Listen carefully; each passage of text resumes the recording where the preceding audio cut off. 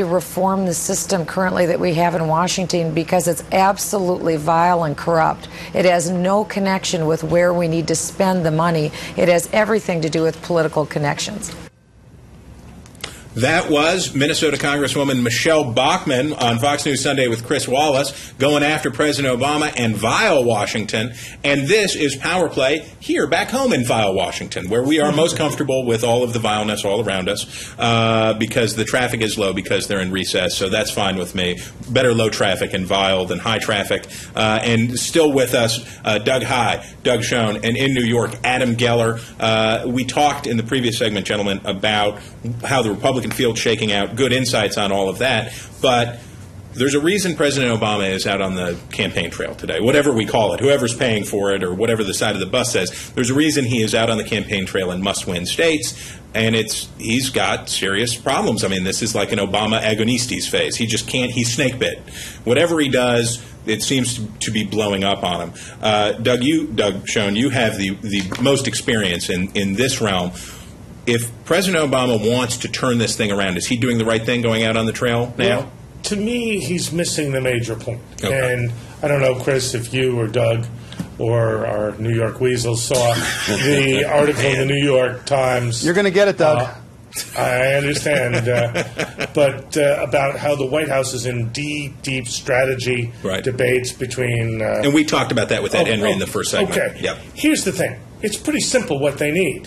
They need a centrist plan to reduce the deficit, create growth, and create jobs that takes on entitlements, discretionary spending, and defense. And it needs to be a strategy, a plan.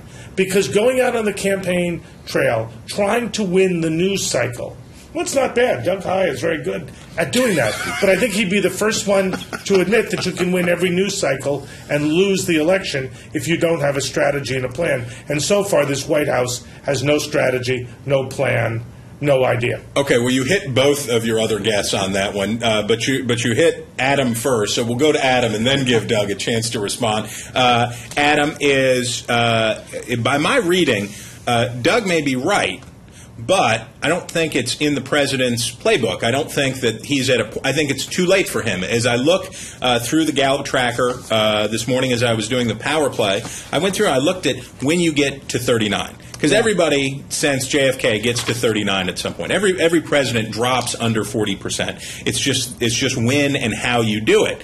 You have sort of the best case scenario for 39, the Ronald Reagan 39. You go 39 early.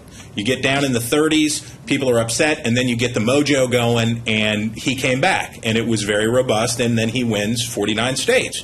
Then you have the George H.W. Bush, which is a dangerous way to get there, which is right before the election, skidding down to that number, and can't pull it out. What kind of 39 is this for President Obama? Well, this is a pretty bad 39 for the following reasons. It's combined with 9.1 as in the unemployment rate and combined with 1% as in the GDP growth. The 39%, just to put it in context, is bad for a lot of reasons. I think Pat Goodell in the previous segment alluded to the psychological barrier of 40%. But beyond that, in terms of tracking a president's chances for re-election, and of course, when we look at much closer to Election Day, job approval really needs to be at 50% or at least close to it. You can get away with 48, 49% job approval. You really comfortably want to be over 50%. But 39% is really a devastatingly bad number. To be below the mid-40s is just sort of the red zone in any campaign at almost any time.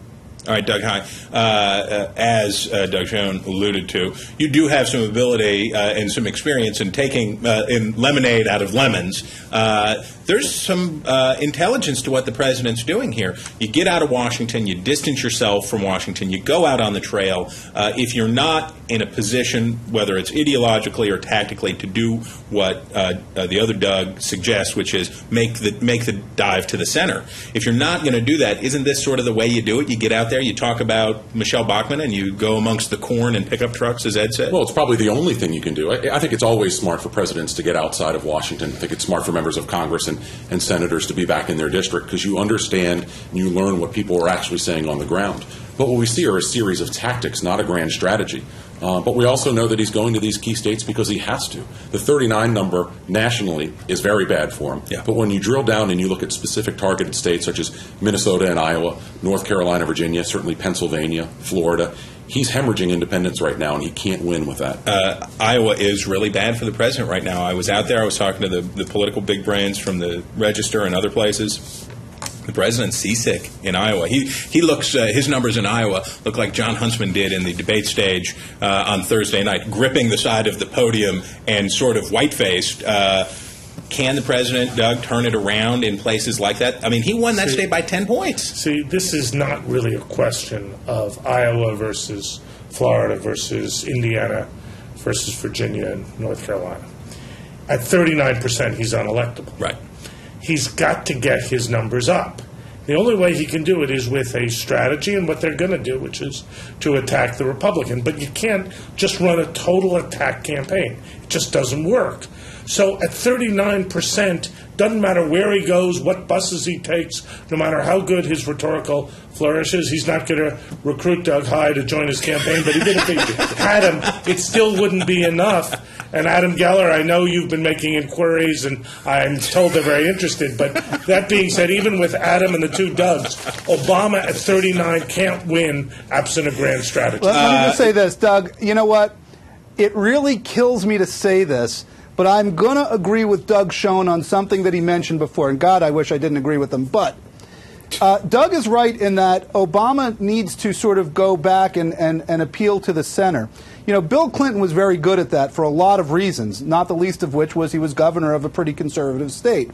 But he also had political chops that I don't think this president does. At the end of the day, this president is an ideologue, and he's a real left one at that.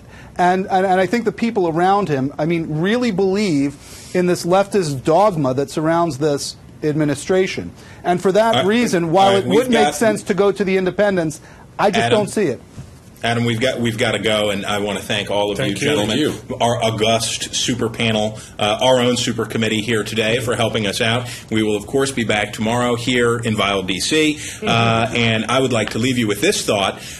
Whatever President Obama's views are, the electoral map will never allow him to do what Bill Clinton did, because he's not going to win Kentucky. He's not going to win Arkansas. He's not going to win in the hillbilly firewall where I'm from. He's just not going out there, and he's not going to win those states. Look at the Southwest. Look at Hispanics. That's worth another program. Doug got the last word anyway, and thanks very much for being with us. Have a great day.